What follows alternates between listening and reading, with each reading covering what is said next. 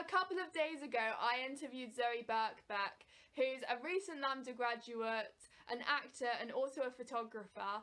And I really, really enjoyed getting to speak to her and hearing her experiences. And I'm trying not to sound pretentious and be like, oh yeah, we spoke about some really important topics and had some very interesting and important conversations. But I think we kind of did. Especially Zoe. I'm not saying I said some really important, profound things, but Zoe really did, and I learned so much from what she said, and it gave me a lot to think about. So I hope you enjoy watching this conversation just as much as I enjoyed having it.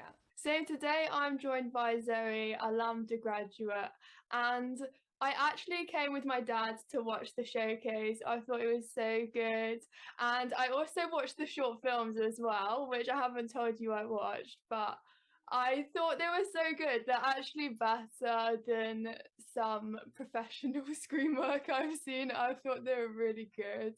Um, so I was just wondering what your experience at LAMDA's been like and what's been the transition out of it. How's that been for you? Yeah, really good question. Yeah, so I mean, obviously for me, I was in my training. So I just graduated in July this year, 2022. And a lot of my training was affected by COVID, and we had a lot of online stuff.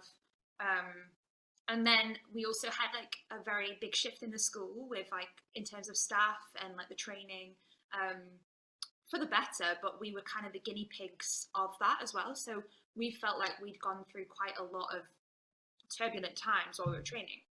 However, I think coming out of it now, I feel like for me, it's kind of instead of breaking me, it's kind of made me in terms of like I feel a lot more resilient, and I feel a lot more prepared for the sort of hard times, I guess. Not just within acting, but just within life. I feel like because it was such a tricky time for everyone, it feels like yeah, my training wasn't just about learning how to be a better actor. It was about learning how to be a better person and stand on my own 2 feet a bit. So yeah, overall, like it was great. It was just, you know, unfortunate circumstances, and we did the best with what we had. And coming out of it, I think I was expecting it to be a lot more abrupt in terms of like how I was feeling, and a lot of graduates I'd spoken to about leaving had said, you know, that it's the first few months are quite depressing or can be quite, yeah, just make you feel quite low and not be just be a shock to the system because you've been in, you know, in training for so long with the same people, having that community, and then it just kind of melting away almost overnight. And yeah, so I was anticipating this kind of like shock. But then I mean, obviously my experience will be different to others, and I'm sure that people will have felt that. But for me, it felt like a relief. And not because you know, I didn't enjoy like the training, you know, it had its ups and downs, don't get me wrong, but it was more like, oh, I'm ready to sort of stand on my own 2 feet and see the world, and yeah, and also work and do my own work and have creative license over what that is, and also yeah, make money, get a job, you know. And I've been very fortunate to have that, and mainly with my photography, I'm also a photographer, so that's kind of been my stability. But I've also had some acting work since that have just been like little jobs, but they've been creatively fulfilling for me. And I think for me at the moment, that's sort of the main thing. I don't want to be doing a job that is not inspiring. And I am in a privileged position that I have a day job, I guess, that I love so much that gives me the liberty to just audition for and work on the things I want to do, rather than, you know, having to get a job. I don't know, for me, the idea of like doing a pantomime is not my cup of tea, so I would rather not do that if I don't have to, and I don't. So I'm very lucky. That's very good. And you mentioned about your photography. I actually wanted to ask you about that. Like, how did you end up getting into that and deciding that was a route you wanted to do alongside acting? Well, so I actually did the foundation at LAMDA. I think you might probably know that. And I did that in 2017 through to 2018. So before, you know, the pandemic and everything. And that was my first experience living in London, and kind of realised how expensive it is, how sort of draining it can be in terms of everyday life. And I thought, well, it's always been a passion of mine anyway to take photos, and I'm always the person who's like taking pictures of friends, and like when I'm out and about, I'll always be the person with the camera. So I was like, oh, why not take it a bit more seriously and see where that takes me. So when I left the foundation at LAMDA and I moved back up north for a year, I got a sort of cheap DSLR camera and a cheap lens, and I was like, right, I'm gonna just learn the ropes, and started shooting friends just for free, and did some practice shoots on them, basically out of my sister's bedroom back at home. That's how I started doing it, just on the wall. And then through that, I kind of set up my photography page and got people interested in doing like really cheap shoots. So I did that. And then it kind of went into more sort of like outdoor stuff and like using natural light. And then I got in touch with a new children's agency that are based up in Newcastle and South Shields. And they were just starting out. It was a performer who set up the agency. And they were looking for someone who was sort of, I guess, in a similar position to them, that was just starting out, just trying to find their feet with photography, to come on as their like resident photographer and take headshots of all the kids. And I got really lucky, so I collaborated with them and kind of learned on the job in terms of like studios and working with lighting. Just very much just like learning from like YouTube and learning from trial and error. And then there was like a couple of like Skillshare type classes that I did online and things like that, and also just chatted to other photographers and like built it up like that. So that kind of being thrown in the deep end was like what launched me into that. And then obviously coming back down to London was just ideal for me, because I was surrounded by actors every day, and by that point I'd kind of already established my business and had an eye and knew kind of what that was. So then LAMDA were really, really kind to me, and I asked them if I could, borrow some of the studios at the weekend and use the window light to do headshots. And so whenever I could, I'd be in on a weekend doing sessions, and I brought in my own backdrops and equipment, and I would just shoot from schools. So and then through that again, just built up my portfolio, and I've been working sort of mainly through headshots and portraits. That's kind of my forte. And then branched out in my third year, started doing, actually it was my first rep at LAMDA. I was like, to the director, because I wasn't in all of the scenes, so I was like, do you mind if I like just hop out and take some rehearsal snaps, just because I've done it before, but not like, not at LAMDA. And I was like, might as well test my bets.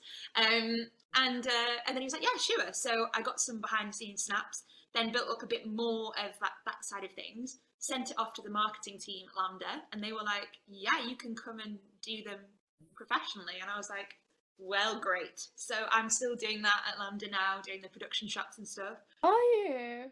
Yeah. So you get to still go back and see how everything's going on. Exactly. So yeah, it's worked out really well, and it complements acting really well for me, because I feel like I'm always learning from the actors that I meet and the creatives that I meet, but also like in fact I got my this is why I couldn't do this morning, because I got my headshots done with one of the other photographers, because he'd had a cancellation here. So I'm working at Yellow Belly, for those who... That's so cool. Yeah, and so one of them had a slot open. I really needed some new headshots, so I came in, and it was just so interesting to be, again, like in front of the camera and learning that again, and kind of, I hadn't done a headshot session for years, because I even did my own third year headshots. So it was really strange, but also really useful, because you learn a lot from like being in the position of the other person as you do in acting, So I feel like they go really well hand in hand. I'm sure you know as well, Lottie, it's like when you're an actor, you kind of need to have other things that are creative, that fulfill you, that aren't just straight acting, because at the end of the day, there's only like a few people who get really lucky and can only do that. And to be honest, like I'm just really glad that I've found these things that I, that are still creative, that I enjoy, because actually I realized for me that acting isn't the be all and end all. And for a while it kind of was. And I think, yeah, just knowing that I can still do that, but it not be the highest stakes or as high stakes as it was, is really liberating. Yeah, that's really good, I think, because sometimes it can be mentally a bit hard if all you do is acting. Oh my Because God, then, totally. yeah, you just got everything in that. So if it's going well, then you're doing well. But if it's not, then it's hard. Yeah, exactly. It's true. But I also have seen also through your photography, from what you've talked about, that you're very proactive in getting opportunities and stuff. But I also wanted to ask you about how you apply that to your acting, because you write poetry, you create your own work. So I just wanted to know how you get started with that. Hmm. Very good question. I think I've always been quite a get up and go kind of person. Like when I was a kid, apparently I was not that I'm like this now. It kind of manifests in a different way, but I was very much like the center of attention or wanted to be. Um, and I would just sort of like, yeah, I think I would just always get up. I'd always be the person to get up and be like, look at me, or look what I can do, or let's do this. And then even though now I'm less, I guess I'm less extroverted. I definitely still have that in me, but I think it's coming from a place of like being more settled in myself rather than feeling like I need to show the world like what I'm doing or whatever, or what I'm about. So I think, yeah, now it's sort of, I guess I'm just constantly, um, I'm very like almost scatterbrained, as in like I always have like ideas just like come to me rather than like I find if I try and like sit down and write something or sit down and make something work, it never does. I just kind of have to run with it when it lands, and I know that's not the most sustainable way to like create work or to work. But I'm sort of learning to accept it a bit more rather than like pushing against it, because I used to think, oh well, surely you can always be creative. Like if you try and turn it on, you'll be able to. But unfortunately, it's not always the case. Like I think with photography, I feel like a lot more consistent with that, with how I work and my creative ideas. But with acting, it's like it's always on instinct for me. It's always on a slightly more, I don't want to say spiritual level, but almost like it's kind of like I think sometimes I just notice that I'm just really not feeling it, and then I find it hard to push against that and actually do a good job. Um, but also, I'm really glad that in my training I did explore like all the other ways that you can sort of, I guess, approach acting, so that when I don't feel the impulses, the instincts, the creative, that I do have those sort of like building blocks, that kind of like concrete, solid base that I've built to support me. Um, and yeah, I guess fake it. Like if you're not feeling it, sort of fake it.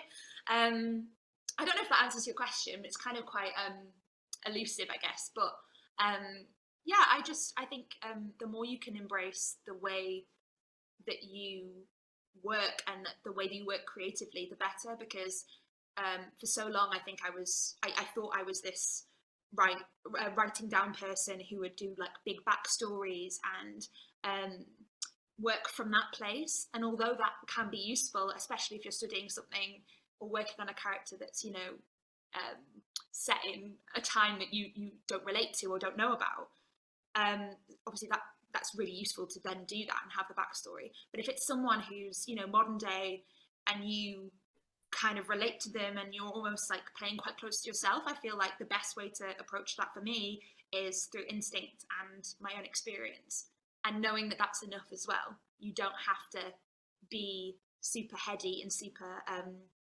like do loads of work to be a good actor or to prove yourself. Yeah, I think that's good because everyone's got their own different process. So, how do you feel like your process has changed since you've left on the projects that you've done?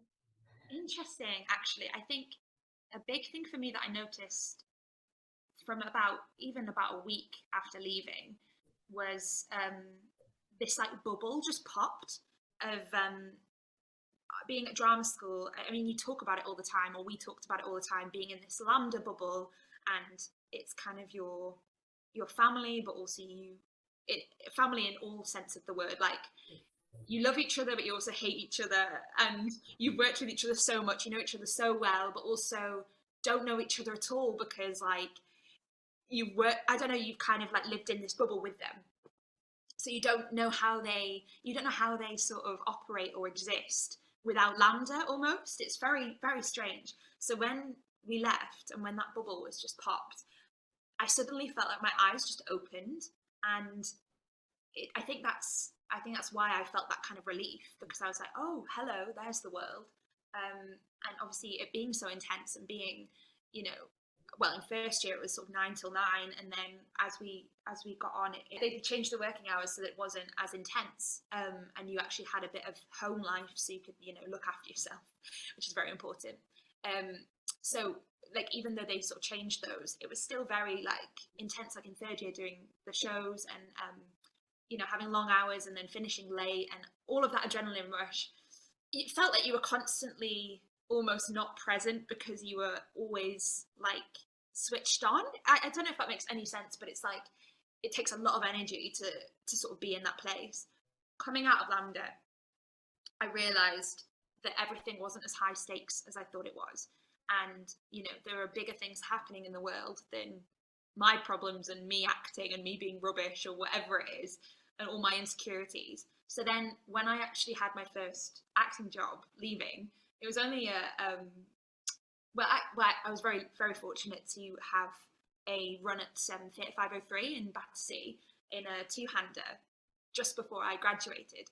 And that was with a Northern writer who's amazing and a Northern director. So for me, it was just a great way to sort of segue into the real world.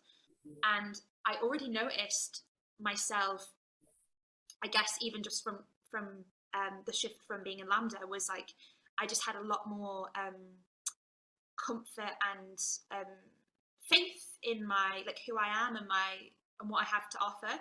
And there was something about it being in an all-female creative room as well, a space of just women, that felt very very solid and very grounding. And I felt like I could really just use the training, but also take and leave what didn't work, you know, and just be me. And I guess it also helped that they were new people, you know. But that experience was just such a great one to sort of segue my way out of LAMDA. But then another experience I had was doing a one play in a day over Shakespeare. We did Love's Labour's Lost up in Newcastle, and I worked with that company before I trained, so it was actually quite an interesting comparison, because again I noticed myself go, right, we have a day to do this play. We only met the other actors on the day. Oh.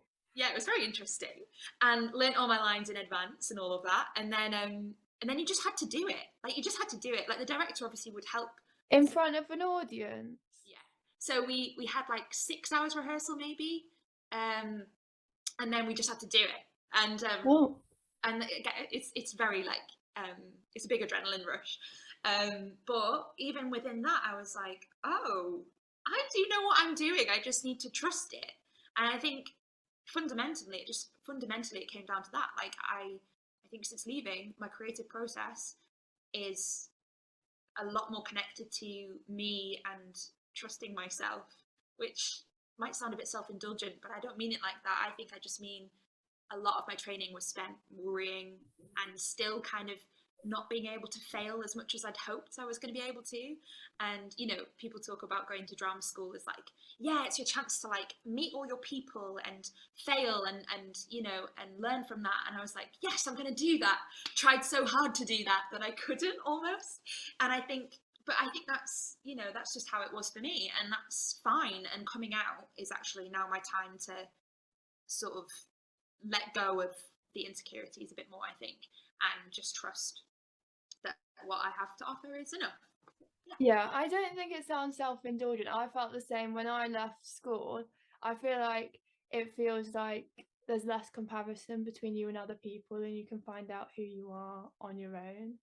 That's so true. That's exactly how I feel. Like, you need to know who you are without like relating to the people you train with or learn with or whatever it is. And I think, yeah, for so long I was like, oh, I'm the only northeastern lass in my year. And Are you the only northeastern? Yeah, so there was two other guys in my year who were both from like Durham and Newcastle, and I'm from Darlington, and then there was another girl who's from Preston in the northwest. So there was a few Northerners, but no one like specifically where I was from or anything. Yeah. I think there was part of me that felt like I needed to hold on to that identity and like prove that that was enough. And then I was like, but then that is just me. I don't need to prove to anyone, you know? And yeah, and I mean, I guess since leaving as well, actually, I have had a couple of experiences of like some, well, one older actor sort of said to me that, RP, this is a very old fashioned opinion. Mm. Obviously, RP is the best way to speak on stage. And I was like, Oh. right, okay, interesting. But I They think, said that to you?